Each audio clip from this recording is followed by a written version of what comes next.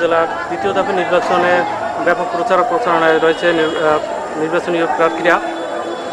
এই মুহূর্তে রয়েছে তিনবারে নির্বাচিত সফল নির্বাচিত প্রার্থী খান মোহাম্মদ আবু বকর সিদ্দিকীর সাথে কথা বলার জন্য। আজকে দলমত নির্বিশেষে এই পাঁচতাম কাকটাবিন্দু ইউনিয়নে আপনারা দেখেছেন যে সন্ধ্যার আগ থেকেই বৃষ্টি শুরু হয়েছে। এই বৃষ্টি পড়ার ভিতরেও হাজার হাজার মানুষ এখানে উপস্থিত হয়েছে। আমি মনে করি যদি সুষ্ঠু নির্বাচন হয় ইনশাআল্লাহ কাপ্রিস মার্কায় আগামী 29 তারিখ বিজয় হবে।